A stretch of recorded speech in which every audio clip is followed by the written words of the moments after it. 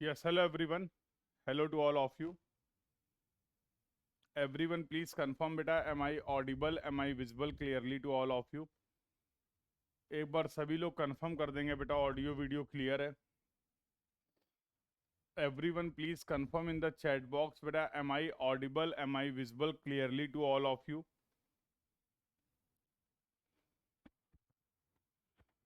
Everyone, please confirm in the chat box beta. Am I audible? Am I visible clearly to all of you?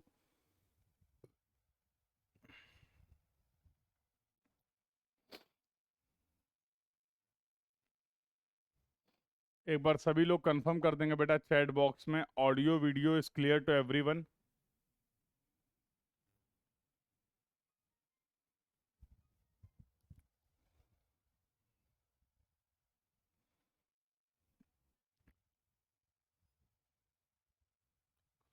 Audio video clear है बेटा. एक बार सभी लोग confirm कर देंगे चैट बॉक्स में ऑडियो वीडियो क्लियर है. Very good. How are you all? कैसे हैं आप सभी लोग?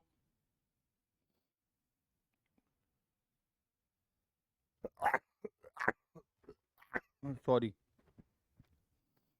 ऑडियो वीडियो क्लियर है. कैसे हैं सभी लोग? तो almost we have completed all the important discussion for the traffic engineering. Numerical point of view से अगर बात किया जाए तो सभी हम लोगों ने इम्पोर्टेंट डिस्कशन कंप्लीट कर लिए थे related to the traffic studies. और जो थर्ड पार्ट हमारा था that was the traffic control device. अभी हम लोग उसके भी कुछ कंसेप्ट रिवाइज कर लेंगे जो हमारे एग्जाम पॉइंट ऑफ व्यू से रिलीवेंट हैं. और अगला जो डिस्कशन आता है that is related to the chapter number 4. और चैप्टर नंबर 4 हमारा है that is related to the highway material. तो सबसे एक प्रॉपर स्ट्रेटजी की जो ज़रूरत है, प्रॉपर अप्रोच की जो ज़रूरत है आपको, वो इसी चैप्टर के लिए. तो अगर हम लोग अपने रेगुलर क्लासेस की भी बात करें तो in our regular classes we have also discussed कि ये टॉपिक बहुत ज़्यादा वास्ट है. यहाँ पर कंटेंट बहुत ज़्यादा है. You must have observe. yes or no? There is a very vast content because there are various material that we are going to use for the construction of the road. तो अब यहाँ पर हर material की बहुत सारी properties हैं जो road construction point of view से आपको पता होनी चाहिए. So that's why I am saying it is very. आ रहे हैं इंटरसेक्शन थर्ड अभी बताया बेटा हिमांशी. हिमांशी, ट्रैफिक इंजीनियरिंग के 2 पार्ट हम लोगों ने कंप्लीट कर लिए हैं. तीसरा पार्ट भी हम लोग डिस्कस करेंगे. उसके पॉइंट्स भी आपको बताऊंगा, डोंट वरी. उसके बाद फिर डिस्कशन करेंगे हाईवे मटेरियल के लिए. तो अभी मैं हाईवे मटेरियल के लिए अप्रोच बताऊंगा आपको कि क्या अप्रोच, जैसा हम लोगों ने रेगुलर क्लासेस में भी डिस्कस किया है कि हमें यहाँ पर एग्जाम ओरिएंटेड होके, अब ये नहीं कि हाईवे मटेरियल का बहुत पूरा कोर्स, पूरा जो कंटेंट है उसको फॉलो कर रहे हैं. That is not required from your exam point of view. तो अगर हम लोग गेट 2024 एग्जाम को टारगेट कर रहे हैं तो कौन कौन से की पॉइंट्स हैं जो आपको पता होने चाहिए, जिसके बारे में हम लोग डिस्कशन करेंगे, वो अप्रोच यहाँ पर डिस्कस करने वाले हैं. तो should we start our discussion? So जैसा मैंने बताया था, पूरे ट्रैफिक इंजीनियरिंग को हम लोगों ने मेजरली 3 पार्ट में डिवाइड किया था. तो पहला पार्ट जो हमारा था that was related to the traffic characteristics. The first part is related to the traffic characteristics. Second part जो था that was the related to the traffic studies से रिलेटेड पार्ट था. और तीसरा जो पार्ट है that is related to the traffic control device. Traffic control devices में 3 topic हैं जहां से आपके क्वेश्चंस एग्जाम में बनते हैं. तो इनमें से जो सबसे ज़्यादा इंपॉर्टेंट डिस्कशन था that was related to the design of signal by Webster's method. और I hope we have covered, आप सभी को क्लियर भी है. तो 3 पार्ट इसमें जो हम लोग को डिस्कस करने हैं, एक तो है ट्रैफिक साइन, एक तो है ट्रैफिक सिग्नल, और दूसरा है इंटरसेक्शन. तो these are the topics that you should discuss for your gate exam point of view: traffic sign, traffic signal and intersection. तो सिग्नल वाला पार्ट हम लोगों ने ऑलरेडी डिस्कस कर लिया है. एक बार सभी लोग चैट बॉक्स में कंफर्म कर देंगे तो इससे रिलेटेड क्वेश्चंस भी हो गए. कल आपके वीकली टेस्ट में भी इससे रिलेटेड क्वेश्चंस थे, तो आपको आइडिया लग गया होगा कि how they are asking the question from this particular topic. इस पर्टिकुलर टॉपिक से, सिग्नल से किस किस तरीके के क्वेश्चन आते हैं। तो we have sufficiently discussed about this topic, yes और नो। तो भाई ये बातचीत तो हो गई थी, ये डिस्कशन तो हम लोगों ने कंप्लीट कर लिया था, आगे बातचीत कर ली जाए। चलिए, तो सबसे पहले थोड़ी सी बातचीत कर लेते हैं ट्रैफिक साइन के बारे में, क्या पता होना चाहिए आपको। तो just quickly revise the concept of the traffic sign. तो ट्रैफिक साइन में आपने बोला था कि जब कभी भी हम रोड पे अपने यूज़र को कोई इंफॉर्मेशन प्रोवाइड करना चाह रहे हैं, कोई मैसेज अगर हम कम्युनिकेट करना चाह रहे हैं, तो उस पर्पस के लिए आपने ट्रैफिक साइन को यूज़ किया था। For that point of view we have use the traffic sign, yes और नो। और ट्रैफिक साइन में आपने बोला था कि there are the three types of the sign. पहला साइन जो होता है दैट इज द रेगुलेटरी, इसी को आप बोलते थे रेगुलेटरी या फिर मैंडेटरी। रेगुलेटरी या फिर मैंडेटरी साइन। दूसरे साइन जो आपके होते थे उनको आप बोलते थे वार्निंग साइन। और तीसरे तरीके के जो साइन होते थे उनको आप बोलते थे इंफॉर्मेटरी साइन। अब हमें जो पढ़ना है वो इम्पोर्टेंट बात क्या है कि इन साइंस की स्पेसिफिकेशन क्या होती है। What are the various specification of these signs that we need to discuss, that we need to understand? तो अगर मैं आपसे पूछूं कि रेगुलेटरी और मैंडेटरी साइन की बात करते हैं, तो सबसे पहले तो ये समझ लो रेगुलेटरी और ये मैंडेटरी साइन आपने प्रोवाइड क्यों किए थे। तो आपने बोला था कि सर ट्रैफिक के रूल्स एंड रेगुलेशंस के बारे में जानकारी देने के लिए, ट्रैफिक के रूल्स एंड रेगुलेशन के बारे में को फॉलो कराने के लिए जो इन्फॉर्मेशन हमें अपने यूज़र को प्रोवाइड करनी थी, from that point of view we have use the regulatory और मैंडेटरी साइन। उसके लिए आपने रेगुलेटरी और मैंडेटरी साइन का यूज़ किया था, याद है? अरे बताओ भाई। वन वे ट्रैफिक है, स्पीड लिमिट है, नो पार्किंग है, all these are the science.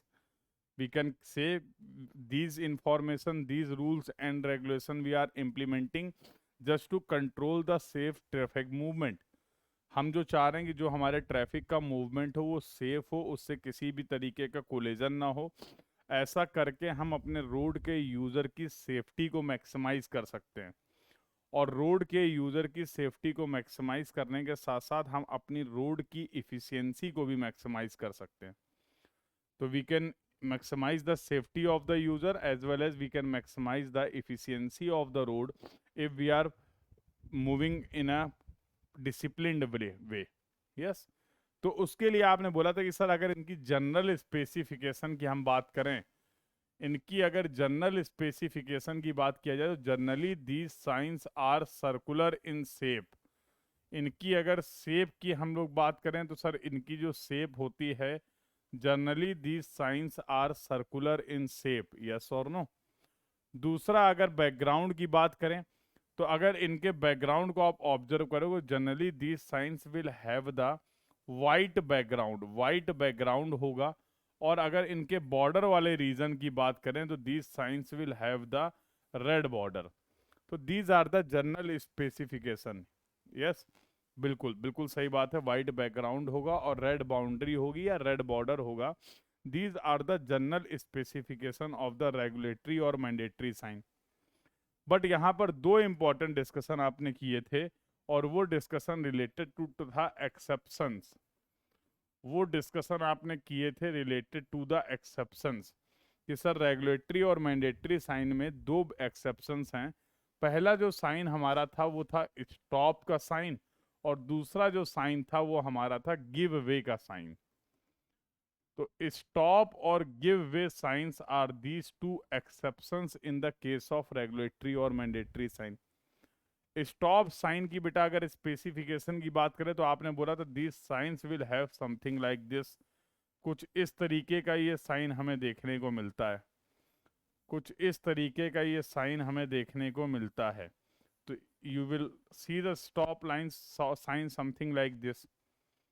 तो अगर इनके बात करें शेप की बात करें तो सर सबसे पहले शेप जो होगा वो ऑक्टागोनल होगा। This sign will have the octagonal shape, this sign will have the octagonal shape. Clear है? अगर इसके बैकग्राउंड की बात करी जाए तो सर इसका जो बैकग्राउंड होगा वो रेड कलर का होगा, और इसका जो बॉर्डर होगा, इसका जो बॉर्डर होगा वो वाइट कलर का होगा। बैकग्राउंड जो होगा वो रेड कलर का होगा, और बॉर्डर जो है वो वाइट कलर का होगा। तो देखिए स्पेसिफिकेशंस चेंज हो गई। ये आपकी जनरल स्पेसिफिकेशंस थी, और now these are the specification of the stop sign. यह आपके स्टॉप साइन की स्पेसिफिकेशन हो गई। सिमिलरली अगर हम लोग बात करें गिव वे साइन की, तो it will have the shape of the inverted triangle. It will have the shape की अगर बात करें तो it will have the shape of the inverted triangle. Inverted triangular shape होगी। इसके अगर बैकग्राउंड की बात किया जाए, इसके अगर बैकग्राउंड की बात किया जाए तो it will have the as usual general specification जो थी आपकी कि वो वाइट बैकग्राउंड होगा। और अगर इनके बॉर्डर की हम बात करते हैं, अगर इनके बॉर्डर की हम लोग बात करते हैं तो it will have the red border. तो यहाँ पर रेगुलेटरी और मैंडेटरी साइन के केस में आपको तीन चीज़ें याद रखनी है। पहला, उनकी जनरल स्पेसिफिकेशन क्या है जिसके बारे में अभी हम लोगों ने डिस्कशन किया, और जो आपके एक्सेप्शन हैं स्टॉप साइन और गिव वे साइन के, इनकी स्पेसिफिकेशन क्या है, that you also need to understand and remember from your exam point of view. तो related to the shape, related to the specification like background की specification क्या है, border की स्पेसिफिकेशन क्या है, यहाँ से ऐसे सवाल आपको देखने को मिल सकते हैं। तो इतनी बातें कम से कम आपको ट्रैफिक साइन के बारे में पता होनी चाहिए। तो आई थिंक हम लोगों ने क्लास में भी इसके बारे में डिस्कस किया था, और जितने भी की पॉइंट थे रेगुलेटरी साइन से रिलेटेड वो यहाँ पर हम लोगों ने मेंशन कर दिए हैं। अगला जो साइन आता है, अगला जो साइन आता है that is your warning sign. तो जब कभी भी रोड की जियोमेट्री में कोई भी चेंज हो रहा है, whenever there is any change in the geometry of the road, तो उस इंफॉर्मेशन को कम्युनिकेट करने के लिए वो इंफॉर्मेशन हम अपने यूज़र को बताना चाह रहे हैं, so that our user can mentally prepare. उस चेंज के लिए हमारा यूज़र क्या हो, मेंटली प्रिपेयर हो, और उसके अकॉर्डिंग अपने ट्रैफिक के मूवमेंट को वो कंट्रोल कर सके। यस और नो? अगर आपने जियोमेट्री में कोई भी सडन चेंज कर दिया है and if your user is not aware about that change, अगर आपका यूज़र उस चेंज के लिए अवेयर नहीं है, तो ऑब्वियसली सडनली वो अपने ट्रैफिक के मूवमेंट को, अपने व्हीकल के मूवमेंट को कंट्रोल नहीं कर सकता है। यस और नो? और जब व्हीकल का मूवमेंट कंट्रोल नहीं हो पाएगा तो वहाँ पर फिर क्या हो सकता है, चांसेस ऑफ कोलिजन है, एक्सीडेंट के चांसेस हैं।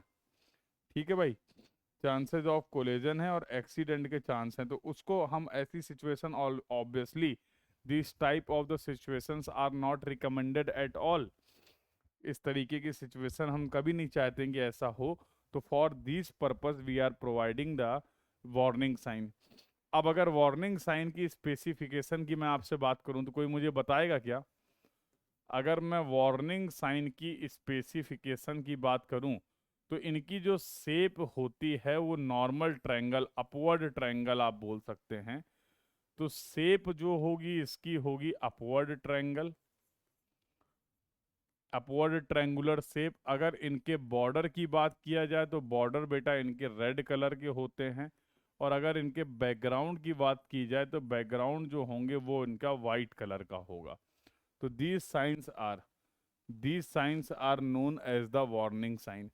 ये आपके वार्निंग साइन होते थे। तो this is the specification that we have discussed about the warning sign. Clear है सभी को? तीसरा जो साइन हम लोग पढ़ते थे जिसके बारे में, वो होता था इंफॉर्मेटरी साइन।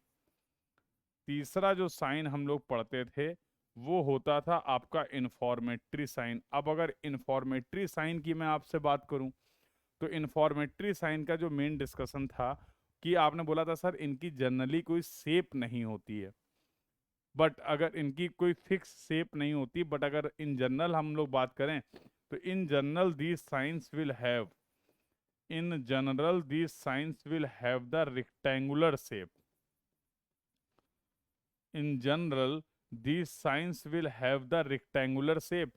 और जो हाईवे की फैसिलिटीज होती हैं, बहुत सारी various facilities we are providing on the highway road side, तो these facilities to provide the information about these facilities to the our road user, we are using the informatory sign. Like fuel station is there, petrol pump is there, hospital is there, yes, restaurant is there, restrooms are there. So these signs we are providing just to provide the information about the facilities that we have designed for our road user. तो इनकी अभी एक example इसका ध्यान रखना था कि जैसे आपका जो नो पार्किंग का साइन होता है, नो पार्किंग का साइन जो है आपका, वो आपका है रेगुलेटरी साइन। अगर इसमें इंपॉर्टेंट एग्जाम्पल की बात करें तो नो पार्किंग, नो पार्किंग का जो साइन होता है ये होता है स्क्वायर इन शेप, ये होता है स्क्वायर, सॉरी, नो पार्किंग का साइन होता है स्पेसिफिकेशन होता है, एंड दिस इज द, ये इसी स्पेसिफिकेशन को फॉलो करता है। सर्कुलर शेप होता है, वाइट बैकग्राउंड होता है और रेड बॉर्डर होता है, and this is the regulatory और मैंडेटरी साइन। इसी को बेटा हम लोग बोलते हैं कंपलसरी साइन भी।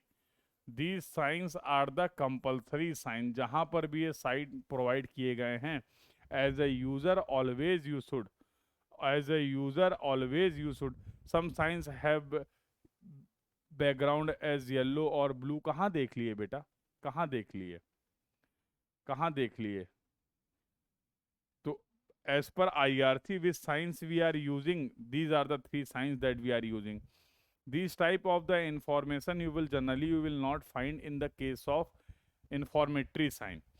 इसीलिए तो informatory sign की कोई जनरल स्पेसिफिकेशन आपको नहीं बताई मैंने, इसीलिए आपको मैंने इन्फॉर्मेटरी साइन की कोई जनरल स्पेसिफिकेशन नहीं बताई, बिकॉज वहाँ पर वेरिएशन हो सकता है। Sometimes you will find the green with white, जैसे आपके जो डायरेक्शनल साइन होते हैं, यस और नो। तो those information is important that we have discussed. Clear है बेटा? तो यहाँ पे एग्जाम्पल आपको याद रखना है कि रेगुलेटरी जो साइन में, no parking sign is the regulatory sign, whereas parking facility की अगर बात करें कि कहीं पे अगर आपने पार्किंग फैसिलिटी प्रोवाइड करी है, और जनरली ये जो साइन होते हैं वो स्क्वायर इन शेप होते हैं, तो नो पार्किंग का जो साइन होता है, नो पार्किंग का जो साइन होता है बेटा, that is the, no parking का जो साइन होता है आपका, दैट इज द रेगुलेटरी और मैंडेटरी और कंपलसरी साइन, वेयर एज जो पार्किंग का साइन होता है वो आपका होता है informatory sign. If somewhere you have provided the parking facilities, in that case you will also provide these informatory sign। Directional sign, इसके साथ साथ इसका एग्जांपल आप क्या बोल सकते हैं, डायरेक्शनल साइन। तो अगर कहीं पे डायरेक्शनल साइन प्रोवाइड किए गए हैं तो ये कंपलसरी साइन नहीं है। Directional signs are not compulsory sign, these signs they have just provided to, just to provide the information, yes और नो ओनली।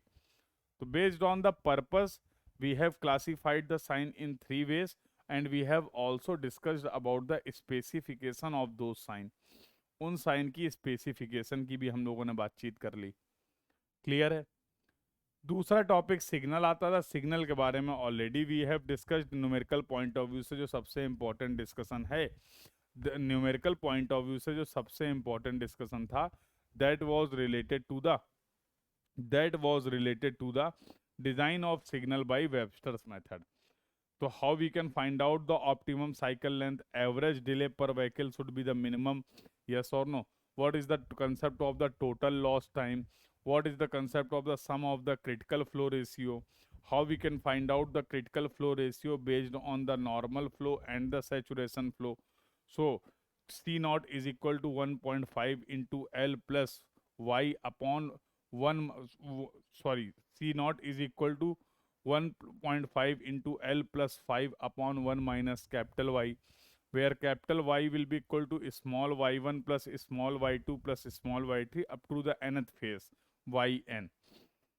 और जो लास्ट डिस्कशन इस चैप्टर में बचता है, जिसके बारे में हमें थोड़ा एग्जाम पॉइंट ऑफ व्यू से कुछ की पॉइंट पता होने चाहिए, that is related to the intersection. तो इंटरसेक्शन में देखो कुछ नहीं था, दो तरीके के इंटरसेक्शन होते थे।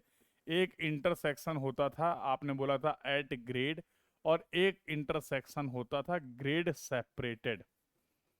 एक इंटरसेक्शन होता था आपका एट ग्रेड इंटरसेक्शन, और दूसरा इंटरसेक्शन होता था हमारा ग्रेड सेपरेटेड इंटरसेक्शन। अब एट ग्रेड इंटरसेक्शन की कहानी क्या थी कि जब दो या दो से ज्यादा की रोड अगर सेम लेवल पे मिल रही हैं, if all the roads are meeting at the same level, तो ऐसे इंटरसेक्शन को आप बोलते थे एट ग्रेड। और जब दो या दो से ज्यादा की रोड्स आपकी कनेक्ट तो हो रही हैं, but they are connecting at the different level or the different elevation, so these type of the road we can say, with these type of the intersection we can refer as the grade separated intersection।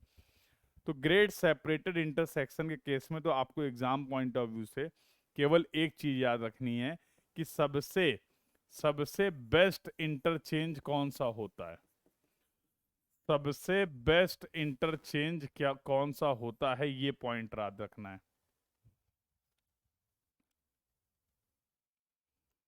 सबसे best interchange क्या कौन सा होता है, तो we have discussed about the delta interchange, we have discussed about the trumpet interchange, yes और no.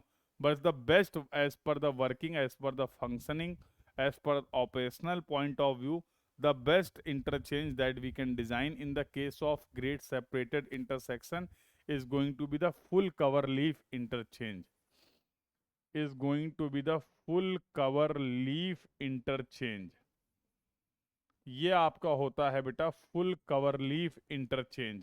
तो ये नाम आपको याद रखना है, इसकी वर्किंग हम लोगों ने रेगुलर क्लासेस में डिस्कस की है कि how you can move the straight traffic in the case of full cover leaf interchange, how you can move the left turning traffic, how you can move the right turning traffic, all the traffic operations are possible in the case of full cover leaf interchange that we have discussed। अगर eight grade intersection की बात करें, जब आपकी roads same level पे meet कर रही, तो क्या पॉइंट याद रखने थे कि फॉर एग्जांपल अगर हमारे पास रोड ए है और रोड बी है, ये डेटा आपको याद रखना है। मान लो रोड ए जो है वो आपका टू वे ट्रैफिक है और रोड बी में भी जो टू वे ट्रैफिक है। दूसरी पॉसिबिलिटी क्या थी कि रोड ए पे तो टू वे ट्रैफिक है और रोड बी पे वन वे ट्रैफिक है। और तीसरी पॉसिबिलिटी आपने डिस्कस करी थी कि अगर रोड ए भी वन वे ट्रैफिक रखती है और रोड बी में भी वन वे ट्रैफिक है, इस केस में टोटल, इस केस में नहीं, किसके किसके न्यूमेरिकल की बात कर रहे हो बेटा, इंटरचेंज की, किसके न्यूमेरिकल की बात कर रहे हो एक बार मुझे मेंशन कर देना। हिमानी, कवर लीफ के बारे में बता दीजिए बेटा। एहसान भाई, कुछ मेरी भी लिमिटेशंस है समझो, कुछ मेरी भी लिमिटेशंस हैं। तो बहुत डिटेल में किसी भी रेगुलर कोर्स को अगर आप फॉलो करोगे, तो in the regular course we have covered all these concepts in very detail. और इस कोर्स का जो आपका ड्रॉपर बैच है, इसका मेन ऑब्जेक्टिव तो क्वेश्चन प्रैक्टिस था। बट इसके बाद भी आपने अगर ऑब्जर्व किया तो जो मैक्सिमम से मैक्सिमम कंसेप्ट, अब ये तो मैं प्रैक्टिकली, आप भी आई होप एग्री करेंगे, आप भी समझ पाएंगे कि we can not cover the entire concept in detail, ठीक है। But still I am trying my level best कि आपका एक बार कम से कम एग्जाम के पहले बेहतरीन तरीके से रिवीजन करा दिया जाए। बेटा वो हिमानी, वो इंटरचेंज की बात नहीं होती, वो रोटरी होती है। अभी आ रहे हैं अगला, वो रोटरी की बात कर रहे हैं। Width of weaving section capacity, that is the discussion related to the rotary, do not get confuse with the interchange. Rotary की रिक्वायरमेंट होती है, एट ग्रेड इंटरसेक्शन होता है जहां पर मल्टीपल लेग्स कनेक्ट होती हैं। तो अभी अगला डिस्कशन जो होने वाला है that will be related to the rotary, और वहां पर क्या न्यूमेरिकल बनता है और क्या क्या पॉइंट थ्योरेटिकल सवाल बन सकते हैं, बिल्कुल उसके बारे में डिस्कस करेंगे, डोंट वरी, ठीक है। तो I am trying my level best, थोड़ा सा आप लोग कोऑपरेट करिए बेटा। I am trying my level best but still we have some limitation, तो उसको थोड़ा सा आप लोग समझने की कोशिश करिए, ठीक है। तो अगर आप देखेंगे तो जब आपकी दो रोड्स कनेक्ट हो रही हैं और दोनों ही रोड टू लेन हैं, दोनों, और ये सारा डेटा आपने देखा था जब दोनों ही रोड जो हैं वो हमारी टू लेन की रोड है, ठीक है। तो रोड ए भी टू लेन की है, रोड बी भी टू लेन की है, रोड ए पे वन वे ट्रैफिक है और रोड बी पे अगर, सॉरी, टू वे ट्रैफिक है और रोड बी पे भी अगर टू वे ट्रैफिक है, तो टोटल ट्रैफिक के मूवमेंट की वजह से टोटल 24 पोटेंशियल कॉन्फ्लिक्ट पॉइंट हो सकते हैं। ऐसी सिचुएशन पे टोटल 24 कॉन्फ्लिक्ट पॉइंट हो सकते हैं in the case of at grade intersection. Similarly अगर एक रोड आपकी वन वे है और एक रोड आपकी टू वे है, तो उस केस में टोटल 11 कॉन्फ्लिक्ट पॉइंट हो सकते हैं। उस केस में टोटल 11 कॉन्फ्लिक्ट पॉइंट हो सकते हैं। और दोनों ही रोड अगर टू लेन की हैं, बट दोनों में ही अगर वन वे ट्रैफिक है, दोनों ही रोड अगर टू लेन की हैं बट दोनों में अगर वन वे ट्रैफिक है, तो ट्रैफिक मूवमेंट की वजह से वहां पर टोटल 6 कॉन्फ्लिक्ट पॉइंट हो सकते हैं। तो ऐसा आपने मल्टीपल लेन्स के लिए और मल्टीपल ट्रैफिक कंडीशंस के लिए भी आईआरसी का कुछ डेटा देखा था। बट जैसा हम लोगों ने डिस्कस किया था, एग्जाम पॉइंट ऑफ व्यू से कम हम इस डेटा को याद रखने वाले हैं। इन तीन वैल्यूज को याद रखने वाले हैं, 24, 11 और 6। These are the three values that we are going to remember from our exam point of view. Exam point of view से ये बातें पता होनी चाहिए।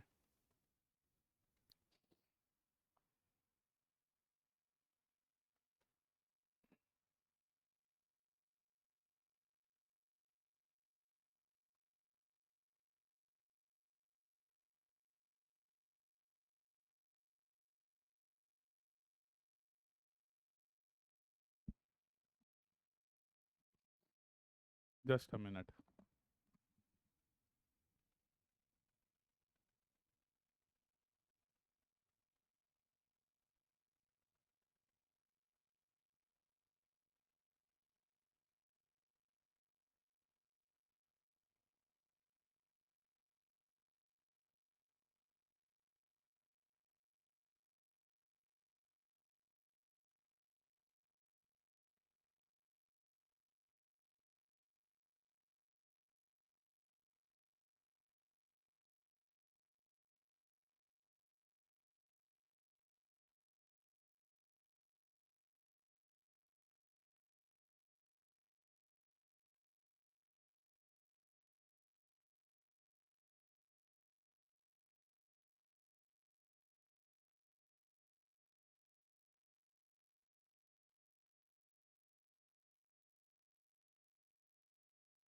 तो ये बातें हम लोगों ने कर ली related to the potential conflict point.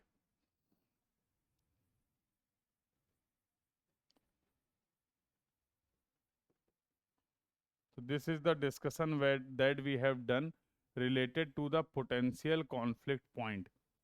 I hope the discussion is clear to everyone. Clear है बेटा ये बात सभी को? This point is clear to everyone, yes or no? बोलिए बेटा। This point is clear to everyone, yes or no?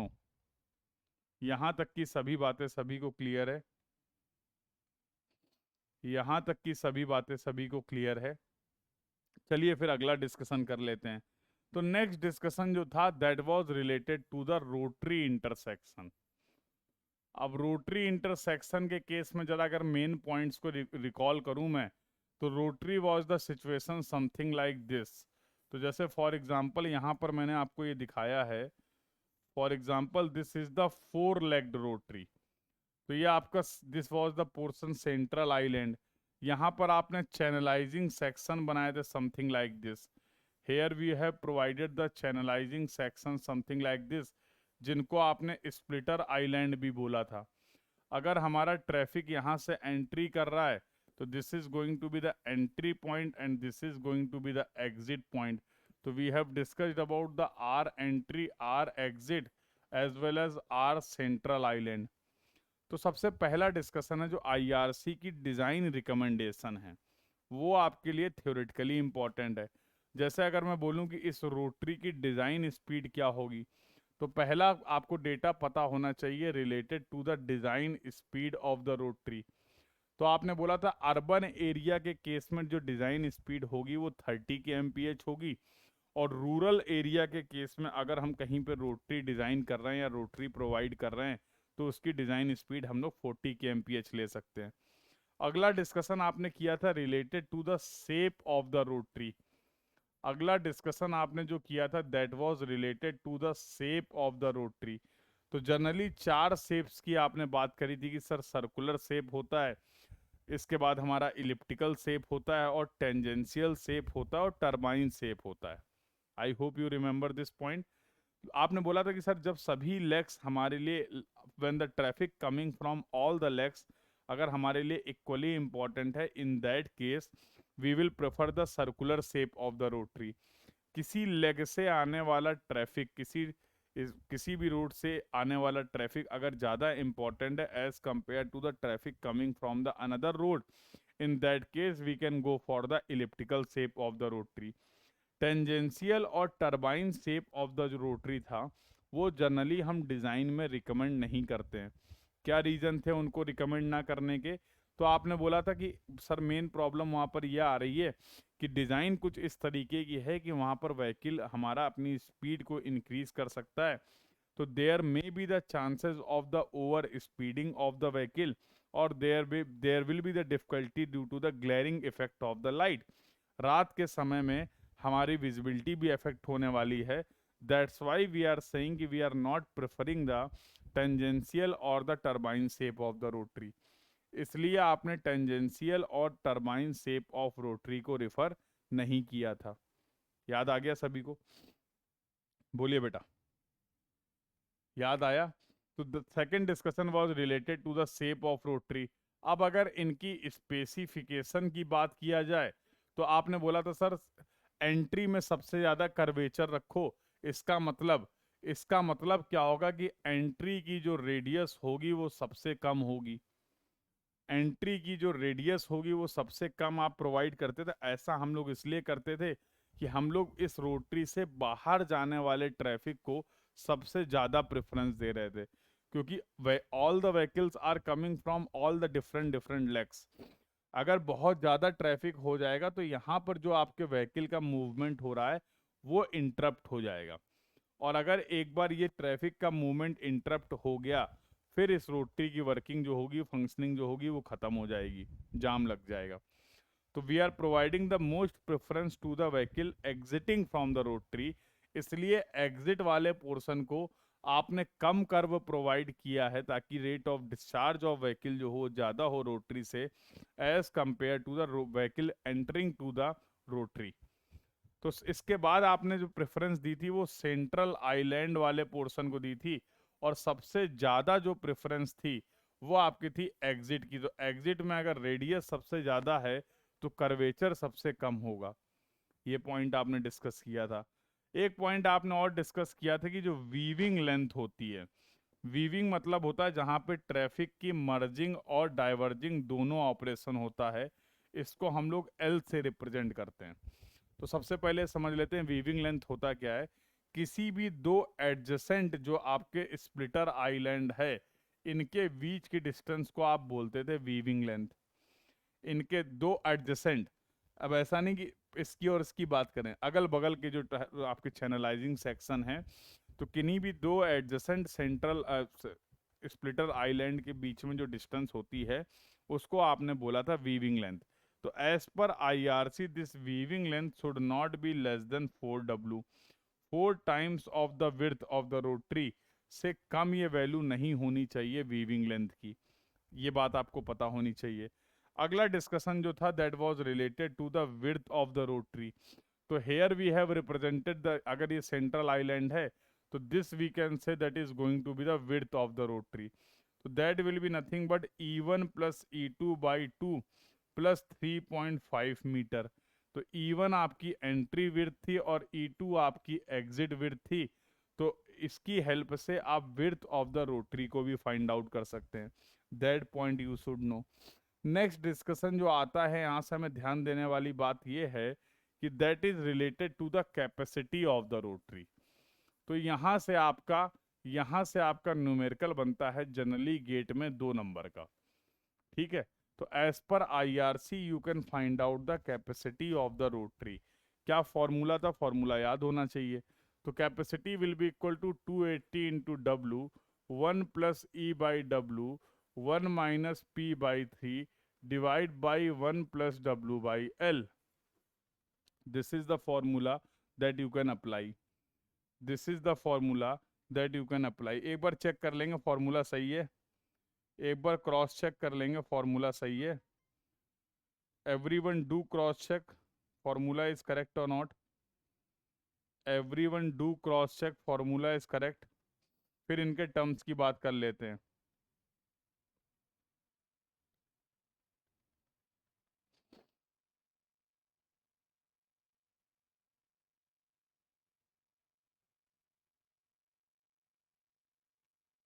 सभी लोग एक बार चेक कर लेंगे फॉर्मूला सही लिखा है मैंने, कहीं कोई टर्म इधर उधर तो नहीं है.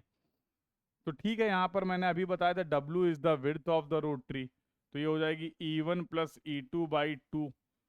टोटल एवरेज एंट्री और एग्जिट विड्थ का एवरेज ले लेंगे आप यहाँ पे, ठीक है. और इसमें P जो होता है वो मेन टर्म है, that is the proportioning ratio. तो P की बात करते हैं, P होता है proportioning ratio. P is the proportioning ratio, या फिर इसी को आप स्मॉल p से रिप्रेजेंट कर देते हैं इसको, और या फिर इसी को आप बोलते हैं वीविंग रेशियो. इसी को आप बोलते हैं वीविंग रेशियो. और ये क्या होता है, that is the total weaving और the crossing traffic. Total weaving और the crossing traffic in the rotary. इस रोटरी में, इस रोटरी में कितना BW मल्टीपल, ये क्या है BW मल्टीपल, क्या बेटा कहना चाह रहे हो हिमानी? एक बार थोड़ा सा क्लियर कर देना, कुछ पूछना चाह रहे हो अगर आप. BW मल्टीपल का क्या कंसेप्ट है, क्या कहना चाह रहे हो?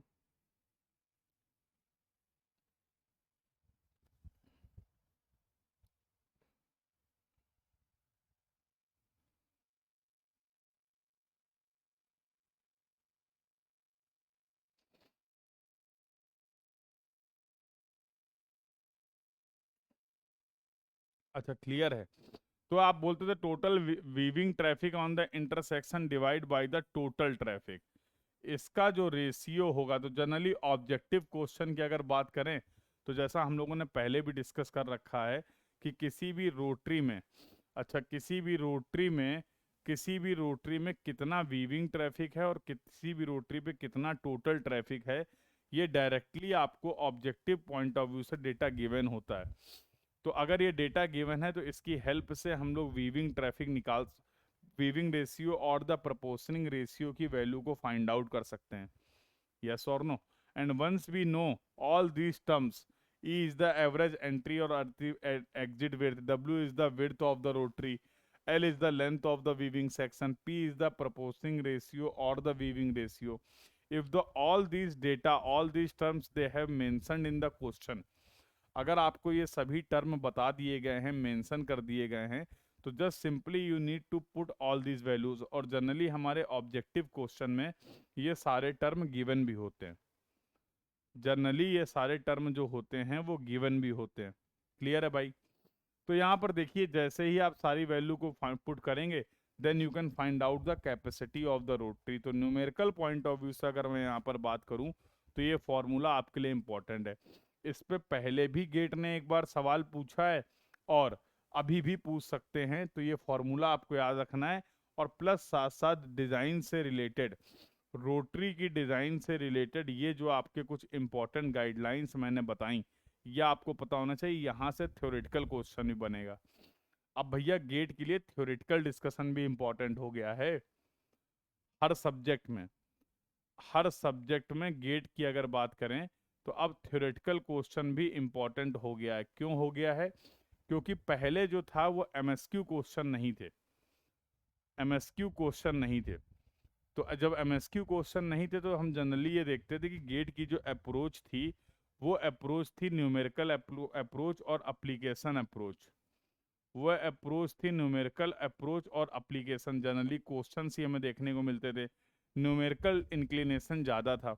बट जब से ये MSQ क्वेश्चन मल्टीपल कर दिए गए हैं, ठीक है, हाँ रोटरी की कैपेसिटी यही है. बट अगर इन जनरल किसी रोड की या लेन की कैपेसिटी की बात करें, तो उसके लिए 1000 V/s, इससे आप थ्योरेटिकल कैपेसिटी निकाल सकते हैं.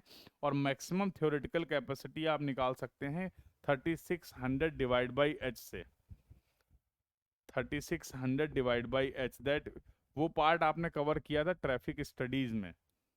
That part you have covered in the traffic studies. Clear है बेटा? यस, ये जो फॉर्मूला आप देख पा रहे हैं अभी स्क्रीन में, ये फॉर्मूला हम लोग यूज कर रहे हैं to find out the capacity of the rotary, कि किसी कोई भी रोटरी इफेक्टिवली कितना traffic in PCU per hour, unit क्या है, इन पीसीयू पर आवर, तो any rotary can effectively handle this traffic, and as per the IRC we can find out the capacity of the rotary with the help of this expression। तो अपने हम rotary की capacity को इस expression की help से find out कर सकते हैं। क्लियर है बेटा? Any other doubt to anyone? तो यहां से कुछ क्वेश्चन, एक क्वेश्चन अगर आप प्रीवियस ईयर देखेंगे तो already they have asked from this formula, तो इट मे बी पॉसिबल कि यहाँ से आगे भी सवाल बन सकते हैं। और एमएसक्यू थ्योरेटिकल पोर्शन के लिए we have also discuss some guidelines, theoretical guidelines भी डिस्कस कर रखी हैं। We have also discuss the theoretical guidelines related to the design of the rotary. बताइए भाई, यहाँ तक की सभी बातें सभी को क्लियर है? The entire discussion is clear to everyone? चलिए, तो अगले डिस्कशन की तरफ अब हम लोग मूव कर सकते हैं। तो we have discussed about the traffic sign, we have discussed about the traffic signal, as well as we have also covered सब important aspects of the traffic intersection. Intersection की भी कुछ इंपॉर्टेंट बात हम लोगों ने कर ली। हाँ वेदांत, पूछो बेटा, क्या डाउट था? पूछो पूछो पूछो, क्या डाउट था?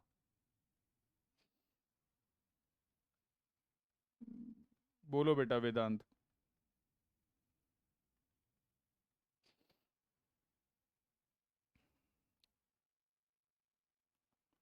Dilemma zone in amber time, देखो एम्बर टाइम जब आप डिजाइन करते हैं तो उसका बेसिक प्रिंसिपल क्या होता है? उसका बेसिक प्रिंसिपल होता है कि we are providing the amber time in such a way, yellow time जो है या एम्बर टाइम जो है वो हम इस तरीके से प्रोवाइड कर रहे हैं कि अगर कोई भी हमारा व्हीकल इंटरसेक्शन के पास है तो उसके पास दो ऑप्शन है। एम्बर टाइम आप प्रोवाइड करते थे ग्रीन टाइम के बाद, याद आ रहा है? थोड़ा सा डिस्कशन रिकॉल करिए। Amber time we have provided after the green time in a cycle.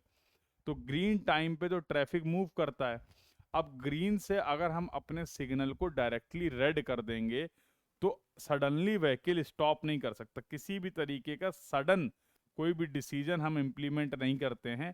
कभी भी अगर हम कोई सडन एक्शन लेंगे तो उससे हमारे ट्रैफिक के मूवमेंट में डिस्कम्फर्ट होगा और सेफ्टी के इशू होंगे। तो अगर कोई ट्रैफिक फॉर एग्जांपल फ्लो कर रहा है, मूव कर रहा है ग्रीन टाइम पे, ग्रीन ड्यूरेशन पे, तो we can not suddenly convert the signal from green to red. That's why इसके लिए आपने क्या करा था, एक चेंज इंटरवल प्रोवाइड किया था, and that change interval will be equal to the yellow time. तो अब कितना येलो टाइम प्रोवाइड करें ये कैसे पता चले? तो आपने बोला था कि किसी भी इंटरसेक्शन पे अगर हमारा कोई ट्रैफिक मूव कर रहा है, मान लो यहाँ मूव कर रहा था, तो दो पॉसिबिलिटी है कि एक आपने सेक्शन ले लिया 1-1 और एक सेक्शन ले लिया 2-2, याद है? तो आप बोलते थे कि sir whenever we will provide the amber time, we will provide the amber time such that कि अगर कोई ट्रैफिक, कोई व्हीकल हमारा मूव कर रहा है तो वो चाहे तो वो सेक्शन 1-1 पे रुक जाए।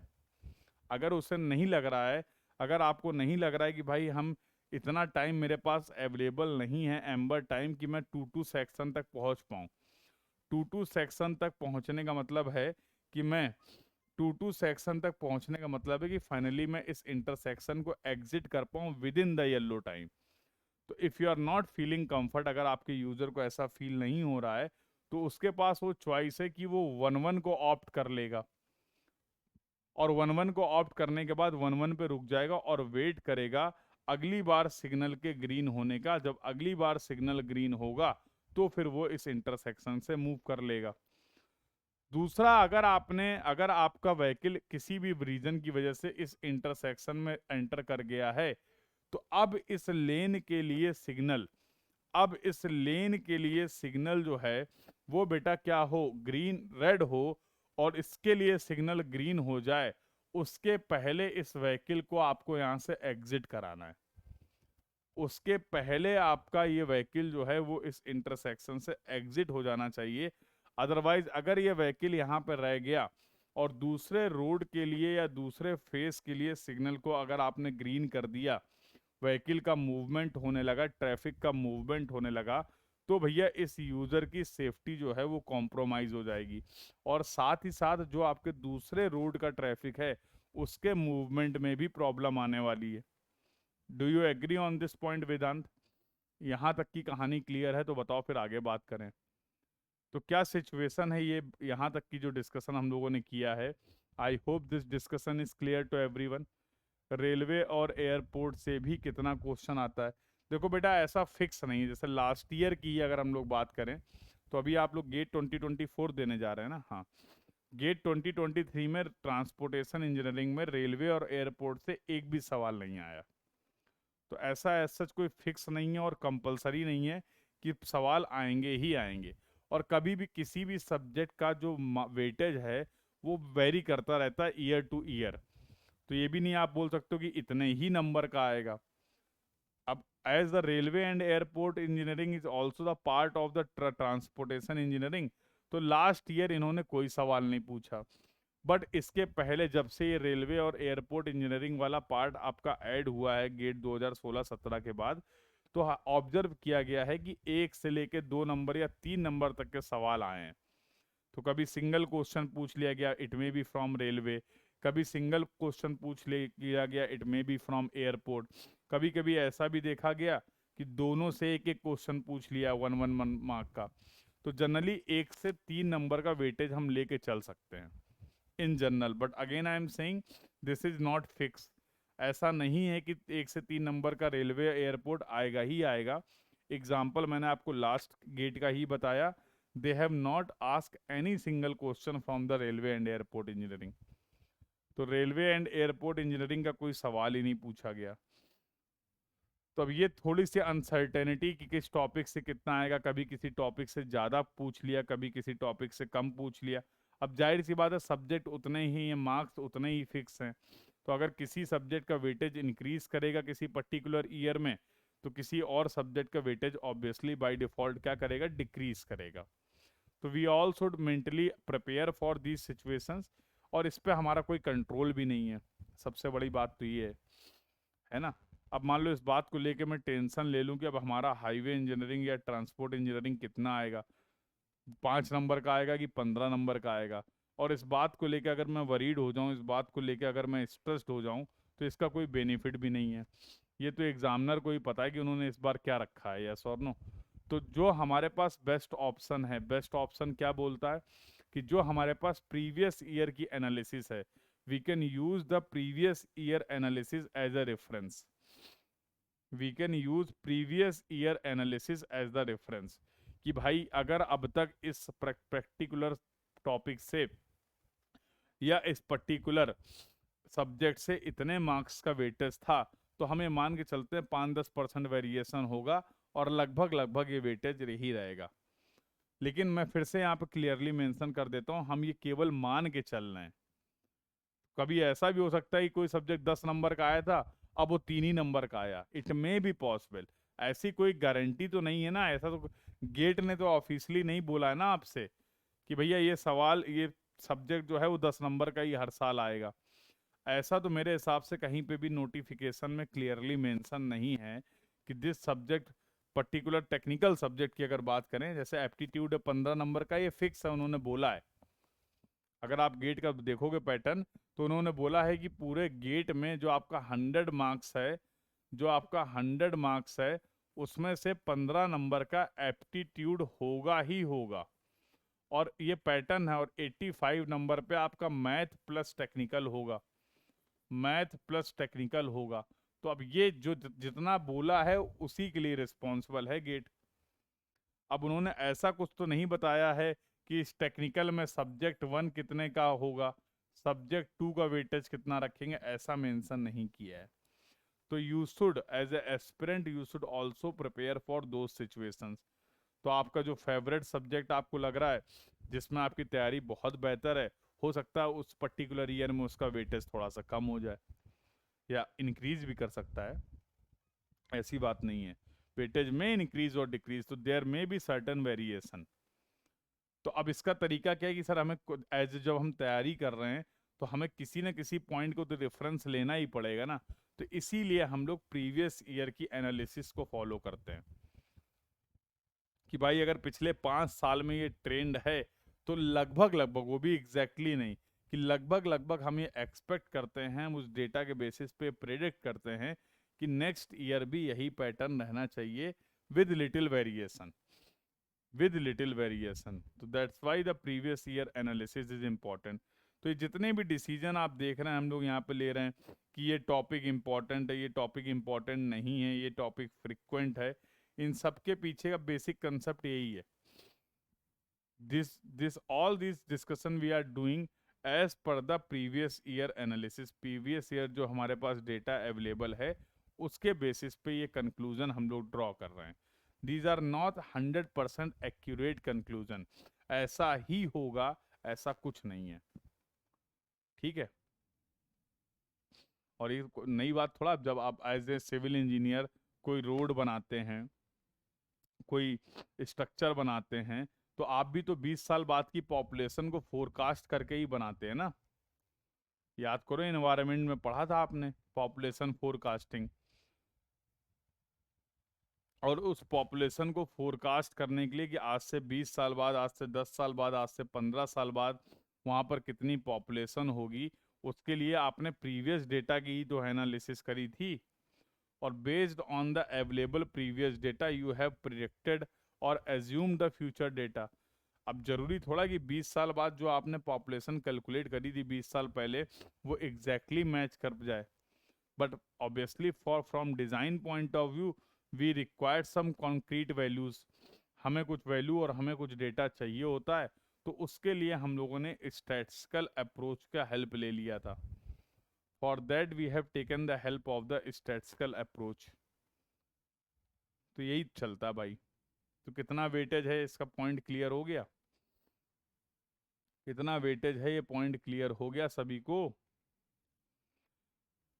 माइंडसेट क्लियर हो गया? हाँ, माइंडसेट ही क्लियर होना जरूरी है, सबसे इंपॉर्टेंट बात ये है।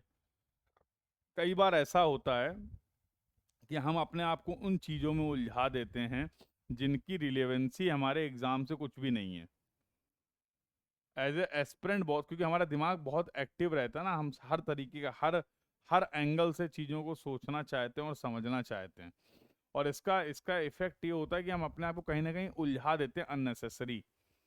अब जब आपका माइंड कहीं और डिस्कशन में इन्वॉल्व हो गया है, अब उसकी वजह से क्या हो रहा है, जो आपका मेन कोर काम था, जहां से आपको कुछ गेन होना था, आपको अपने सिलेबस को कंप्लीट करना था, आपको अपने रिवीजन को इम्प्रूव करना था, आपको क्वेश्चंस ज़्यादा ज़्यादा प्रैक्टिस करने थे, उन पे हमारा ध्यान डाइवर्ट हो जाता है।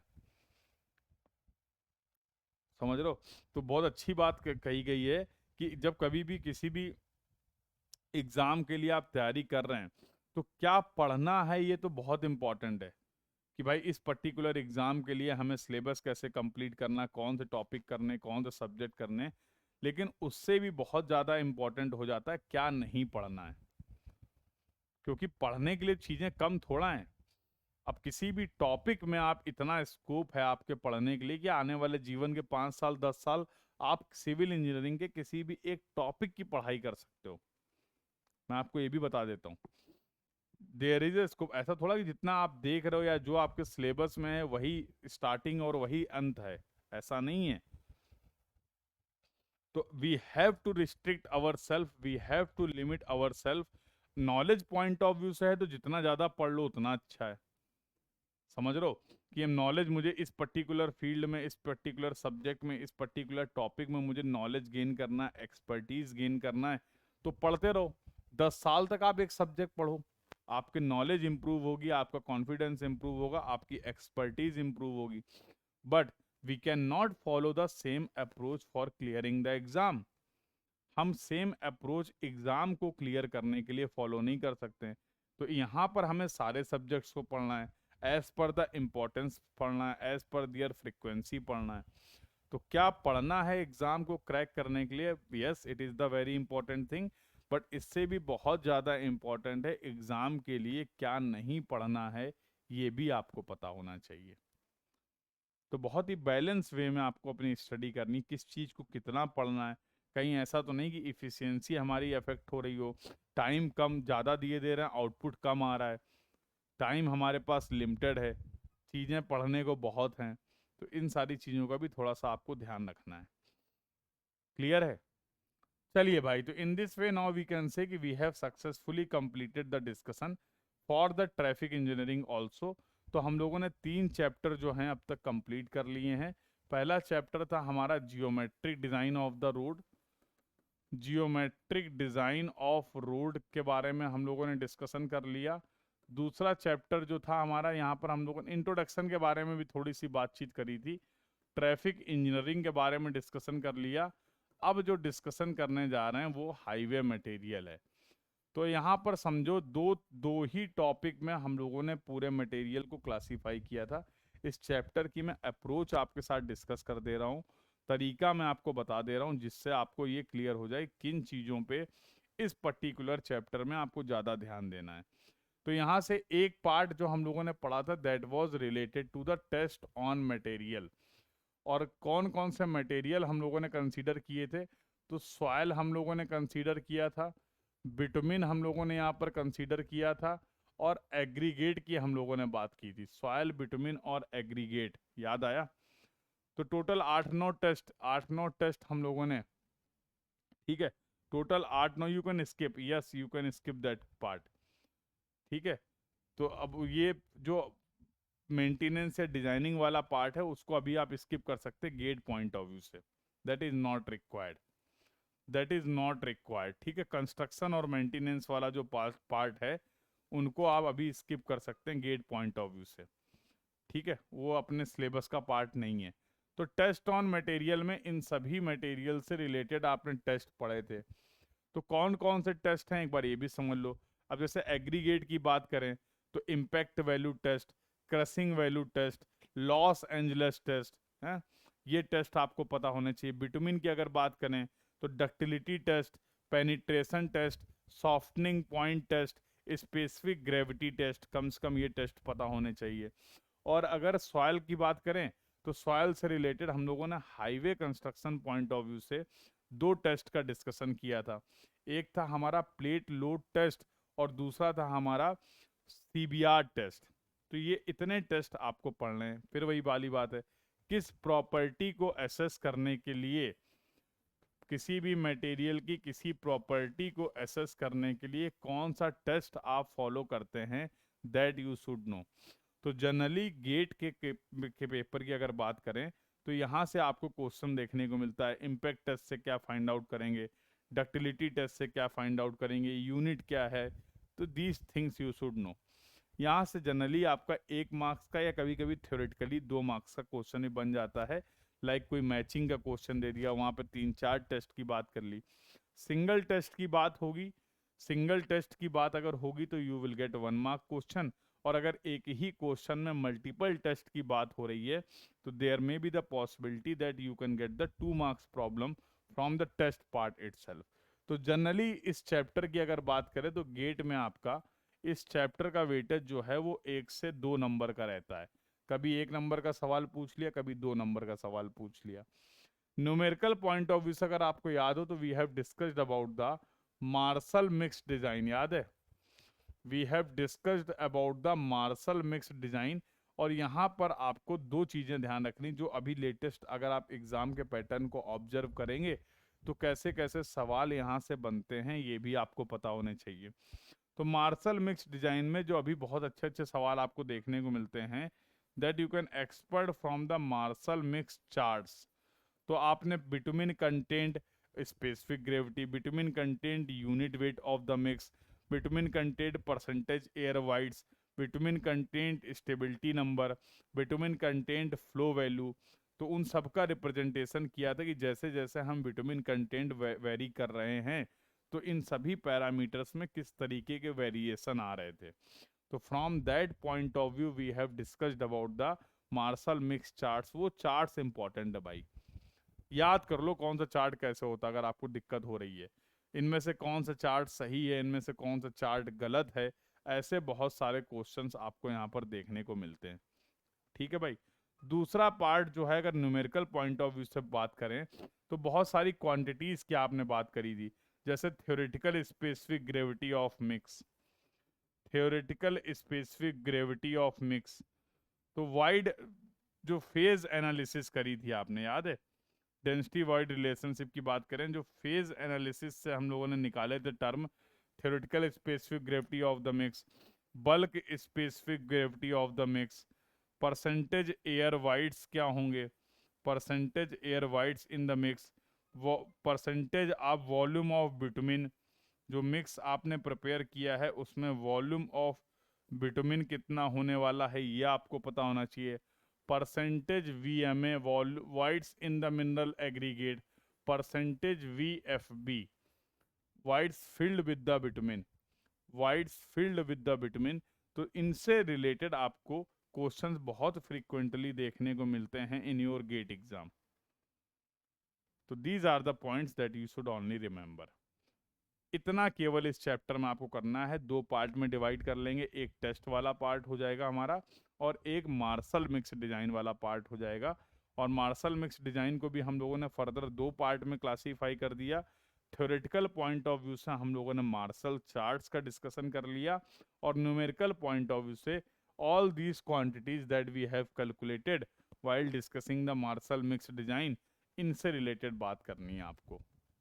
सिंपल सा तरीका था, जस्ट अप्लाई द फॉर्मूला और उसके बेसिस पे जीटी जीएम, परसेंटेज वाइड्स कितने हैं, percentage voids in mineral aggregates कितने हैं, percentage void filled with the bitumen कितना है, वॉल्यूम ऑफ विटामिन कितना है, all these quantities we have already calculated and we have already discussed about that. तो एक बार इस डिस्कशन को सभी लोग फॉलो कर लेंगे तो बहुत ही कम समय में सिस्टमेटिक वे में इसका रिवीजन कर लीजिएगा। कैसे करना है, क्या क्या करना है, किन किन पॉइंट्स को डेफिनेटली आपको कवर करना है, वो पॉइंट मैंने आपको बता दिए हैं, ठीक है? और उससे रिलेटेड यहाँ पर आज की क्लास में दिए गए हैं कुछ सवाल जो आपको एग्जाम पॉइंट ऑफ व्यू से पता होने चाहिए। तो दीज आर द क्वेश्चंस, और काफ़ी अच्छे सवाल है, डिटेल्ड सवाल हैं, आराम से तसल्ली से प्रैक्टिस करना और इसमें अगर कहीं कोई डाउट हो तो पूछना। तो as you can see we have, I am going to provide you here, total 9 questions are there, total 9 questions are there based on the test on the material and Marshall दोनों से related हैं from your practice point of view। तो you can practice these questions और इनका solution और answer discuss कर लेंगे, ठीक है? बट ऐसे नहीं क्वेश्चन प्रैक्टिस करने लगना एक बार, अभी मैंने केवल आपको टॉपिक्स बताए हैं बस। अब before attempting the question do revise your concept from the notes जो हम लोगों ने कवर किया था डिटेल्ड वे में, एक बार अच्छे से नोट्स को रिवाइज कर लीजिएगा, then start attempting these question. उसके बाद आपको इन क्वेश्चंस को क्या करना है, अटेम्प्ट करना है। क्लियर है? तो this will be the approach, ये अप्रोच रहने वाली है आपकी हाईवे मटेरियल की। क्लियर है भाई? अगला जो टॉपिक हम लोग पढ़ेंगे नेक्स्ट क्लास में, अब हम लोग को मेन बात करनी है डिज़ाइन ऑफ पेमेंट की, जो कि बहुत ही इम्पॉर्टेंट और फ्रिक्वेंट है। तो वहाँ से भी बहुत फ्रिक्वेंटली आपके एग्जाम में क्वेश्चंस आते हैं, लाइक अगर फ्लेक्सिबल पेमेंट की बात किया जाए तो how you can calculate the design traffic based on the IRC guideline. IRC की गाइडलाइन के बेसिस पे आप डिज़ाइन ट्रैफिक कैसे कैलकुलेट कर सकते हैं। सीबीआर टेस्ट वहाँ पर हम लोग डिस्कस करेंगे। प्लेट लोड टेस्ट के बारे में डिस्कस करेंगे। We will discuss various design factors related to the flexible payment. Similarly, we are also going to discuss the various design factor related to the rigid payment. Modulus of radius of relative stiffness क्या होता है, small a, equivalent radius of the resisting section क्या होता है, equivalent single wheel load का concept क्या होता है, yes, व्हीकल डैमेज फैक्टर का कंसेप्ट क्या होता है, लेन डिस्ट्रीब्यूशन फैक्टर का कंसेप्ट क्या होता है। तो ये कंबाइंडली हम लोग फ्लेक्सिबल पेमेंट और रिजिड पेमेंट में कुछ इंपॉर्टेंट टर्म डिस्कस करने वाले हैं, ठीक है? इक्विवेलेंट सिंगल व्हील लोड का कंसेप्ट क्या होता है, यस। और इसके बाद फिर हम लोग बात करेंगे रिजिड पेमेंट में जॉइंट्स की। तो जॉइंट से भी सवाल आते हैं, लाइक एक्सपेंशन जॉइंट की स्पेसिफिकेशन क्या है, हाउ वी कैन डिज़ाइन और provide the expansion joint. Similarly how we can design और प्रोवाइड द कॉन्ट्रैक्शन जॉइंट। तो एक्सपेंशन जॉइंट, कॉन्ट्रैक्शन जॉइंट, उनके डिज़ाइन के बारे में बात करेंगे। तो अब इस कोर्स का ये हमारा रिमेनिंग डिस्कशन रह गया है, that is the design of the flexible payment and the design of the rigid payment. तो for that we will have the discussion, clear है, उसके बारे में बातचीत हम लोग करेंगे। तो I hope the entire discussion from this class is clear to everyone. यहाँ तक की सभी बातें सभी को क्लियर हैं? अगर if the entire approach and the discussion is clear to everyone, एक बार सभी लोग चैट बॉक्स में कंफर्म कर लेंगे। होम असाइनमेंट क्या मिला है आपको, ये मैंने आपको बता दिया। These are the questions that you need to practice. ये क्वेश्चंस जो हैं जो आपको प्रैक्टिस करने हैं, these are the questions that you need to practice. Very good Ehsan. तो प्लीज फॉलो दिस इंस्ट्रक्शन बेटा। अपनी इफिशियंसी को इम्प्रूव करने के लिए और अपने टाइम को इफेक्टिव यूटिलाइज करने के लिए प्लीज फॉलो दिस रूल्स, और you can see the approach that we are discussing in the class. थोड़े से एफर्ट्स आपके साइड से भी रिक्वायर्ड होंगे। We can plan the things, but ultimately execution और जो परफेक्शन आपको वो खुद ही अचीव करना है।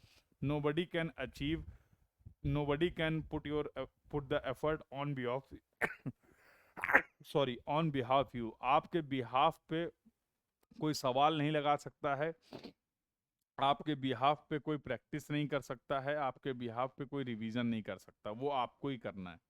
यस और नो? तो वी कैन गाइड यू, हम बेस्ट से बेस्ट अप्रोच बता सकते हैं, बेस्ट से बेस्ट तरीका बता सकते हैं कि ये कर लो भाई, तुम्हारा टाइम सेव हो जाएगा, एफिशिएंसी बढ़ जाएगी।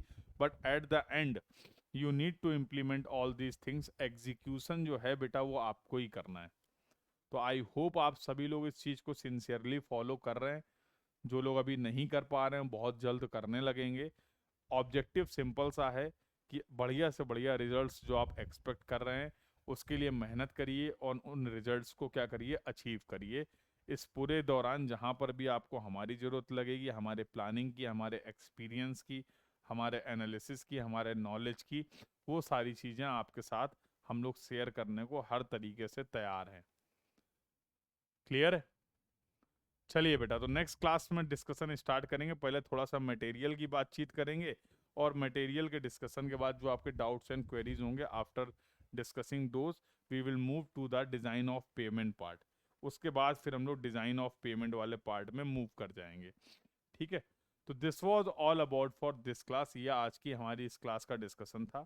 तो I hope the entire discussion is clear to everyone. मिलते हैं बेटा कल for the further discussion. Thank you everyone, keep learning. Thank you.